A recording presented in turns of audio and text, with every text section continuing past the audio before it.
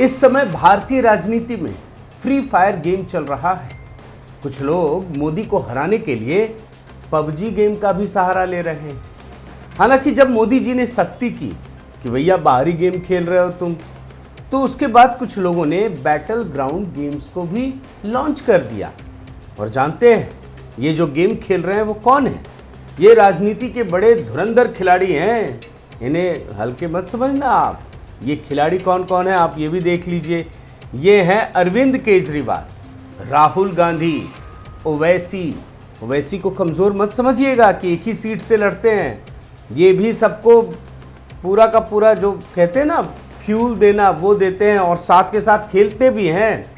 जो चौथे खिलाड़ी हैं वो ममता दीदी हैं, ये भी खेल रही हैं। और उधर बिहार में नीतीश और तेजस्वी यादव, ये दोनों भी एक नए गेम को खेलने के फिराक में हैं। हालांकि इन्हें मौका मिलेगा, ऐसा नहीं मिलेगा, क्योंकि ये तो एक कला है ना। मैं सारे लोगों के बारे में एक एक करके बताऊंगा। और ये भी याद रखिए, ये गेम जो है ना मोबाइल पर नहीं खेला जाता, ये गेम खेला जाता है न्यूज़ चैनलों पर, उसके स्क्रीन पर, सोशल मीडिया पर खेला जाता है। और इस खेल का जो सबसे बड़ा नियम है वो भी आपके लिए जानना ज़रूरी है। इस गेम का सबसे बड़ा नियम ये है कि इसमें कोई भी नियम नहीं चलता। जिसको जो मन में आए वो कर सकता है और उसे ही अपना नियम बता सकता है। आज इस वीडियो में मैं इस खेल को डिकोड करूंगा आपके सामने एक एक करके, और वो भी सीक्वेंस के हिसाब से रखने की कोशिश करूंगा। साथियों नमस्कार, मैं हरिश्चंद्र बर्णवाल। आज मैं आपके सामने लेफ्ट लिबरल सेक्युलर गैंग के बारे में बताऊं, उन पार्टियों के बारे में बताऊं। उससे पहले आपके सामने उनके मोडस ऑपरेंडी को जानना ज़रूरी है, क्योंकि गेम तो तभी आपको समझ में आएगा ना कि कैसे गेम खेल रहे हैं। मैं एक एक करके इनके मोडस ऑपरेंडी के बारे में बताता हूँ। सबसे पहले सुबह सुबह ये क्या करते हैं, एक घटना पैदा किया जाता है ज़बरदस्ती। उस घटना का समाज से कोई लेना देना नहीं होता, वो हाइपोथेटिकल होता है, वो होता ही नहीं है, ये भी हो सकता है। या तिल का ताड़ बनाना, और सोशल मीडिया पर, समाचार पत्रों में या चैनलों में जो सूत्रों की खबर चलती है ना, वो सूत्र कौन होते हैं नहीं पता होता है। तो खबर पैदा की जाती है, और खबर जब पैदा की जाती है तो उसकी अगली सीढ़ी क्या है, सरकार के खिलाफ कारपेट बॉम्बिंग। अब ये बोलेंगे क्या होता है, ये तो युद्ध के मैदान में होता है। लेकिन यहाँ पॉलिटिकल जो स्पेस है ना, यहाँ पर जो विपक्षी पार्टियाँ हैं, खास करके केजरीवाल के नेतृत्व में जो चल रहा है कारपेट बॉम्बिंग, मतलब, और कांग्रेस भी करती है, याद रखिए, संसद को ठप कर दो, सड़क पर प्रदर्शन करो, और तमाम तरीके से, मतलब अलग अलग जगह से एकदम तीर कमान लेकर खड़े हो जाओ, शुरू कर दो, पता ही नहीं चलेगा। लोग सुबह उठते हैं, जैसे कहते हैं ना, एक बड़ा अच्छा अभी जोक चल रहा है कि सिसोदिया जी उठा रहे हैं केजरीवाल जी को और बोल रहे हैं सुबह हो गई, एक नए झूठ तो बताइए क्या बोलने वाले हैं। तो ये कारपेट बॉम्बिंग, वो मैं आपको बता रहा हूँ। घटना पैदा की गई, उसके बाद कारपेट बॉम्बिंग शुरू हो गई। इसके बाद सीधे प्रधानमंत्री मोदी को टारगेट किया जाता है।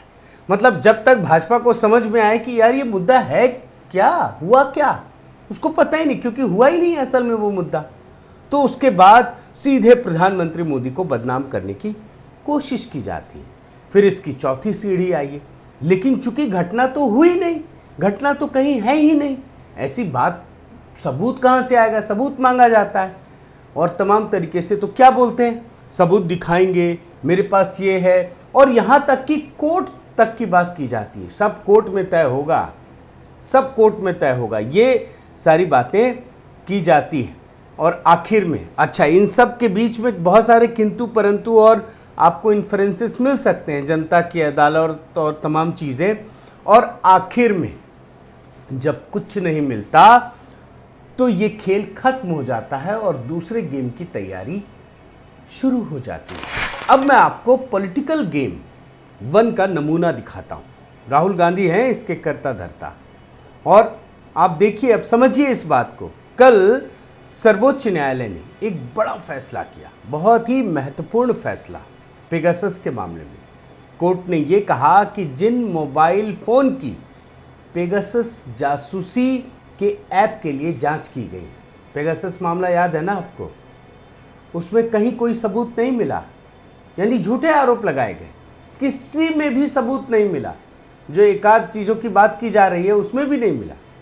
तो ये हाल है, ये रिपोर्ट में आपने देखा होगा। इसका मतलब ये क्या हुआ? इसका मतलब ये है कि राहुल गांधी ने जो पेगासस गेम खेला था वह हमें आज पता चल रहा है ना कि प्रधानमंत्री मोदी को के खिलाफ लोगों को भड़काने के लिए खेला गया था।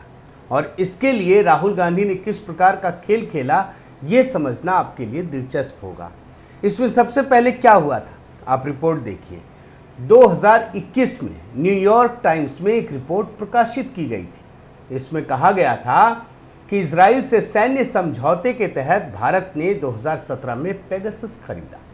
न्यूयॉर्क टाइम्स, याद है ना, अभी केजरीवाल जी इसी को दिखा दिखा के कह रहे थे, न्यूयॉर्क टाइम्स में छप गया, सर्टिफिकेट लेते हैं। ये स्थिति है और उसी अखबार की रिपोर्ट को मैं आपके सामने दिखा रहा हूँ। इसे न्यूयॉर्क टाइम्स ने भारत का कितना समय, धन और तमाम चीज़ें बर्बाद की, ये आपको समझना ज़रूरी है। और इसी रिपोर्ट के आधार पर द इकोनॉमिस्ट ने लिखा कि यह खुलासा भारत के प्रजातंत्र के लिए खतरनाक है। अब देखिए कैसे सीक्वेंस आगे बढ़ता है। और इस घटना को आधार बनाकर फिर क्या किया गया? राहुल गांधी तो ऐसा लग रहा था कि वो इंतज़ार कर रहे थे कि कोई छापे तो सही, पता होगा कि कुछ ऐसा होने वाला है। बस वो भी न्यूयॉर्क टाइम्स को आधार बनाया गया। और जैसे ही ये प्रकाशित हुई, प्रधानमंत्री मोदी पर सीधे देशद्रोह का आरोप लगाया गया। देशद्रोह का, आप समझिए चीज़ों को किस लेवल पर ले जाया जाता है वो मैं आपको बता रहा हूँ। एक विदेशी अखबार ने क्या छाप दी रिपोर्ट, आपने कोई जांच नहीं की और आपने सीधे अपने ही देश के प्रधानमंत्री मोदी को देशद्रोह का आरोप लगा दिया। इसके बाद क्या हुआ? राहुल गांधी ने कहा कि देश की आवाज़ को दबाने के लिए प्रधानमंत्री मोदी ने ये किया है। और मामला धीरे धीरे बढ़ाया जा रहा था। और इसके बाद पूरा का पूरा विपक्ष खड़ा हो गया। हर कोई अपने मोबाइल को दिखाने लगा कि मेरी भी जासूसी की गई, मेरी भी, मतलब जिसका कोई लेना देना नहीं है, जिसका पब्लिक में कोई वो ही नहीं है, आधार ही नहीं है, वो भी आरोप लगाने लगे। आपको यही मैं दिखा रहा हूँ। और आखिर में क्या हुआ दोस्तों, आपको याद होगा, संसद को ठप कर दिया गया। सरकार बोल रही है भाई हमने नहीं किया, कहाँ से बोल रहे हो, लाओ चेक करते हैं। संसद को चलने ही नहीं दिया गया। और आखिर में फिर क्या हुआ, मैंने आपको पूरा का पूरा गेम का जो मोडस ऑपरेंडी है वो दिखाया था दोस्तों। इस मामले को कुछ लोग सुप्रीम कोर्ट ले गए। अब जब देश में इतना बड़ा बवाल मचाओ तो सुप्रीम कोर्ट क्या करेगा? उसने जांच के लिए हामी भर दी और एक कमेटी बना दी गई। और इसे विपक्ष ने किस तरह से पेश किया था? प्रजातंत्र के लिए बहुत बड़ी जीत, मतलब जांच के लिए स्वीकार किया सुप्रीम कोर्ट ने और उसे मोदी के खिलाफ मान लिया गया। ये है नैरेटिव का खेल। ये मैं आपको पॉलिटिकल गेम दिखाना जा रहा हूं। और अब जाकर के इतने समय के बाद सुप्रीम कोर्ट ने कह दिया है कि पेगासस कोई जासूसी उपकरण इस तरह का नहीं पाया गया। और प्रधानमंत्री मोदी के लिए मुख्य रूप से एक गेम खेला गया, पॉलिटिकल गेम, जिस गेम की अभी आपको मैं बात कर रहा था। अब ये गेम खत्म हो गया है। अब इसके बारे में बोलने के लिए कोई भी तैयार नहीं है। अब मैं आपको पॉलिटिकल गेम दूसरे का एक उदाहरण देता हूँ। ये ओवैसी ने खेला है, खेलते रहते हैं। मतलब ये गेम किस तरीके से खेला जाता है, क्रिएट किया जाता है, वो मैं अब आपको दिखाने जा रहा हूँ। हैदराबाद की घटना है, बहुत अभी लाइमलाइट में, लोग टीवी में भी देख रहे हैं, दिखा भी रहे हैं। इसमें एक घटना पैदा की गई जो हैदराबाद में भारतीय जनता पार्टी के विधायक हैं, उनके खिलाफ लोगों को उकसा करके सर तन से जुदा के नारे लगवाए गए। देखिए, इस देश में तो कानून का राज, वो वैसे भी बहुत ज्ञान देते हैं, लेकिन जानबूझकर लोगों को खड़ा किया गया, उकसाया गया। ये मैं आपको दिखा रहा हूँ। घटना पैदा की गई, इससे हैदराबाद के माहौल में तनाव पैदा हो गया। जाहिर तौर पर जब इतने सारे लोग, मॉब लिंचिंग की बात होती थी। ये है दरअसल पूरी की पूरे लोकतंत्र को गिरवी बना लेना। लोग सड़कों पर उतर गए, तनाव पैदा हो गया, भारी संख्या में पुलिस को तैनात किया गया।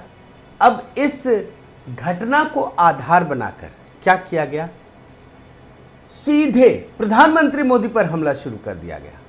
ओवैसी ने कमान संभाल ली। रोज सुबह शाम दोपहर आप टीवी देखिए, किसी भी चैनल को देख लीजिए, ओवैसी ओवैसी दिख रहे हैं, एकदम खड़े हो गए। अपने भाई के बारे में नहीं कहते, कितना कुछ कहा, इतनी सारी विवादास्पद चीजें कही, धर्म के खिलाफ, सनातन धर्म के खिलाफ इतनी बड़ी बात कही, 20%, 80% की बात कहने लगे, 20 करोड़ और 100 करोड़ की बात कह रहे थे। इनके भाई हैं और इन्हीं के नेता जहर उगल रहे थे, कुछ नहीं कहा। टी राजा को लेकर के सीधे प्रधानमंत्री मोदी पर हमला शुरू कर दिया गया।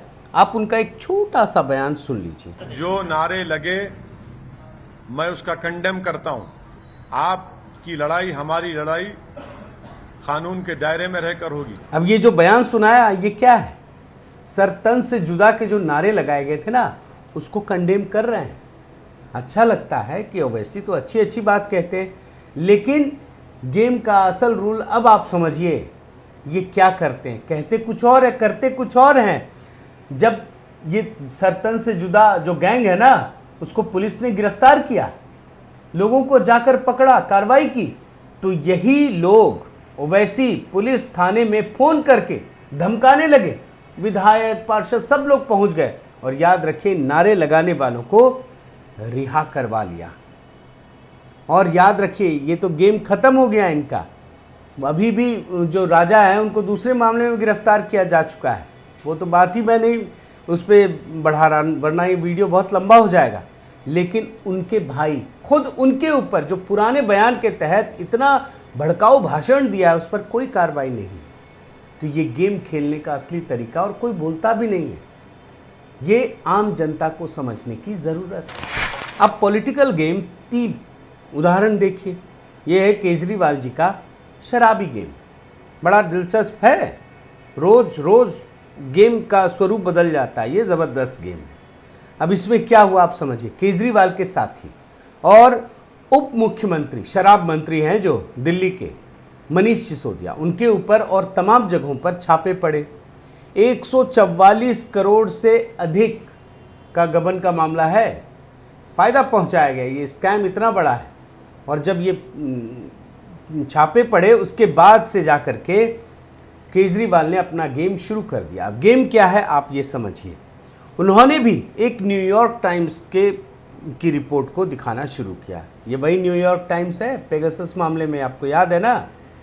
उन्होंने तुरंत उसको बढ़ा चढ़ाकर पेश करना शुरू कर दिया कि न्यूयॉर्क टाइम्स में हमारी रपट छपी है, इसलिए ये कार्रवाई हो रही है। लेकिन उन्होंने ये नहीं बताया कि खाड़ी के देशों में वही रिपोर्ट कैसे छप गई, उसी आदमी की। और न्यूयॉर्क टाइम्स दुनिया का इतना बड़ा अखबार है, क्या वो एक शहर की शिक्षा पद्धति पे इतना पेज डेडिकेट कर देगा? तो लोग समझ रहे हैं ये जो प्रचार तंत्र है ना उनका, वही काम कर रहा है। लेकिन खैर, उन्होंने इस बात को, छापे पड़ रहे हैं शराब पे, इन्होंने कन्वर्ट कर दिया इसे शिक्षा पर, न्यूयॉर्क टाइम्स की खबर पर। और उसके बाद प्रधानमंत्री मोदी पर जमकर ताबड़तोड़ हमला शुरू कर दिया। मीडिया वाले पूछ रहे हैं शराब पे, बोल रहे हैं हम तो शिक्षा में अच्छा करते हैं। बोलेंगे आपका नाम क्या है, तो बोलेंगे मैंने जो फसल उगाई है ना बड़ा ज़बरदस्त है। मतलब सवाल ही का जवाब कुछ और है। ये भी मैं कभी आपको दिखाऊंगा कि इनसे सवाल पूछो, आम तो ये इमली बताते हैं और उसके बाद जानते हैं क्या कर रहे हैं, अपने लेवल को बढ़ाते चले जाते हैं। उसके बाद अगर कुछ बोलना हो तो बोलते हैं कि मनीष सिसोदिया को तो भारत रत्न दे देना चाहिए। आपको याद है ना? बताइए, जो आदमी भ्रष्टाचार का आरोप है, करोड़ों रुपए का आरोप है, उसको भारत रत्न देने की बात एक मुख्यमंत्री कर रहा है। जिस सत्येंद्र जैन को अदालत तक नहीं छोड़ पा रही है क्योंकि इतने सबूत हैं, उसको वो पद्म पुरस्कार देने की बात कर रहे थे। और इसके बाद केजरीवाल लगातार रोज उठते हैं और एक नई खबर लेकर आते हैं। ये है गेम का असली स्वरूप, वही मैं आपको दिखा रहा हूँ। उसके बाद रोज, इसके बाद उन्होंने क्या किया आप देखिए कि सिसोदिया को भाजपा ऑफर दे रही है कि बीजेपी में शामिल हो जाओ, मुख्यमंत्री बना देंगे। अब तक कोई सबूत नहीं मिला, पोथा ले लेकर के बताते हैं, एक सबूत नहीं मिला। इसके बाद ऑडियो टेप होने की खबर भी सूत्रों से फैला दी। ये सूत्र से बड़े निकालते हैं, पहले मनीष सिसोदिया, फिर बोलेंगे टेप है, टेप भी नहीं आया, और प्रधानमंत्री मोदी पर जमकर हमला बोलना शुरू कर दिया। याद रखिए, कुछ मिला नहीं है इस गेम में अभी तक। और फिर आगे बढ़े तो उन्होंने 4 विधायकों से प्रेस कॉन्फ्रेंस करवा दी।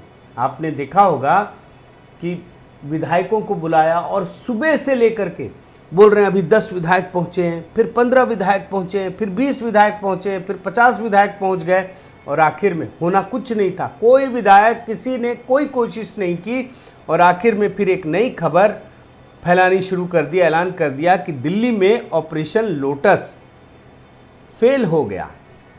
मतलब कुछ भी कहीं दिखाने को नहीं मिला, एक तरफा संवाद, एक तरफा कारपेट बॉम्बिंग, और मीडिया वाले बंदर बने हुए उछल रहे हैं। केजरीवाल जी नचा रहे हैं, वो नाच रहे हैं, ये स्थिति है। और आखिर में इस पूरे के पूरे खेल को एक नैरेटिव में कन्वर्ट करने की कोशिश की कि 2024 की जंग केजरीवाल बनाम मोदी की होगी। ये है केजरीवाल का शराबी गेम। अब पॉलिटिकल गेम 4 का उदाहरण देखिए। केजरीवाल का तो आपने देख लिया, अब मैं आपको ममता बनर्जी का एक उदाहरण दिखाता हूँ। मार्च 2021 में विधानसभा चुनाव के दौरान, प्रचार के दौरान, ममता बनर्जी के पैर में गाड़ी में चढ़ते समय चोट लग गई थी। ये तो आप सब ने देखा। बंगाल चुनाव में इस बार लोगों की बड़ी दिलचस्पी थी।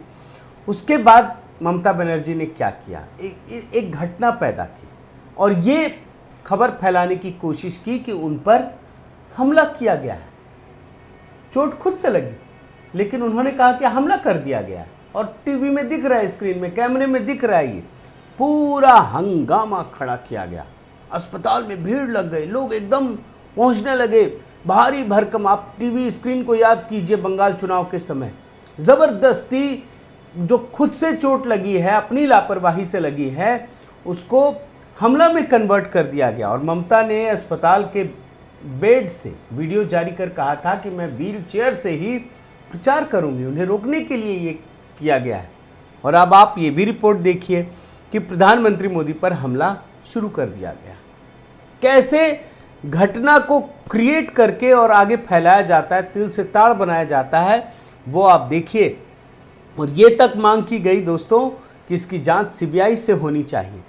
फिर मामले को सुप्रीम कोर्ट के सामने लोग लेके चले गए। मतलब एक के बाद एक लेवल कैसे बढ़ाया जाता। हालांकि सुप्रीम कोर्ट ने इस मांग को खारिज कर दिया। अब अस्पताल से व्हील चेयर पर निकलकर पूरा इवेंट बना करके बाकायदा चुनाव प्रचार शुरू किया गया। और निशाने पर कौन था? मोदी जी थे, और कौन रहेगा? ये है पूरा का पूरा खेल। उसके बाद जनता के दरबार में पहुंच गया। हर जगह इमोशनल कनेक्ट शुरू कर दिया गया। ममता बनर्जी ने इसे एक इमोशनल दांव की तरह से पेश करना शुरू कर दिया और जनता से सहानुभूति लेने की कोशिश की। तो ये है इनका गेम। आप नतीजे पे मत जाइए, लेकिन आप ये समझिए कि किस तरीके से जनता की भावनाओं से इस गेम के सहारे खिलवाड़ किया जाता है। अब पॉलिटिकल गेम 5 की भी बात देख लीजिए। ये बिहार में खेलने की कोशिश हो रही है। अभी यहाँ पर चूंकि नई नई चीज़ें बनी है ना, तो तेजस्वी यादव और नीतीश कुमार भी इसी कोशिश में हैं। और वैसे भी जब ये सरकार बनी है तो कुछ महत्वपूर्ण चीज़ें देखने को मिल रही हैं। 3 चीज़ें मैं आपके सामने रखना चाहता हूँ। एक तो नई सरकार बनने के बाद 20 लाख नौकरी की उम्मीद कर रहे हैं लोग। ये बहुत बड़ी जिम्मेदारी है। चुनाव में बहुत ढोल पीट कर बताया था कि 10 लाख नौकरी देंगे, और नीतीश कुमार ने उसको 20 लाख कर दिया। इसी तरीके से दूसरा, अब बिहार में जंगल राज की भी शुरुआत हो गई है, खबरें छप रही हैं, इससे बचाने की जिम्मेदारी भी आ गई है। और तीसरा, भ्रष्टाचार के दलदल में डूबे आरजेडी के सामने नया संकट खड़ा हो गया है। यानी कुल मिलाकर देखिए तो यहाँ पर परिस्थितियाँ जो ये महागठबंधन है ना, उसके खिलाफ है। अब इससे बचने के लिए ये क्या करेंगे? तो पॉलिटिकल गेम खेलेंगे। इनके सामने तो इतने सारे उदाहरण हैं। तो इंतज़ार कीजिए दोस्तों, बिहार में कोई नया गेम आपको देखने को मिल सकता है। साथियों, अभी जो मैंने आपको पॉलिटिकल गेम्स दिखाए, ये गेम न केवल आम जनता के लिए खतरनाक है, बल्कि लोकतंत्र को भी नुकसान पहुंचाने वाला है। एक तरफ जहां प्रधानमंत्री मोदी समर्पित भाव से देश हित में काम कर रहे हैं, वहीं दूसरी तरफ सारी पार्टियां सिर्फ और सिर्फ मोदी को हराने के लिए, मोदी को सत्ता से बेदखल करने के लिए, इनके पास कोई विजन नहीं है, कोई मिशन नहीं है, सिर्फ सत्ता पाना है और अपने परिवारवाद को आगे बढ़ाना है। और इसी वजह से ये गेम खेल रही हैं ये पार्टियां। इसलिए आने वाले समय में जब तक 2024 आ नहीं जाता, आपको इन सभी दलों, इन सभी नेताओं की एक एक हरकतों को बड़े ही ध्यान से देखने की ज़रूरत है। और मेरी कोशिश है दोस्तों कि आपके सामने इनके सारे स्टंट को, इनके गेम्स को बड़ी ही बारीकी से आपके सामने रखने का प्रयास करूं। इसमें आपकी मदद बहुत ज़रूरी है। बहुत बहुत धन्यवाद।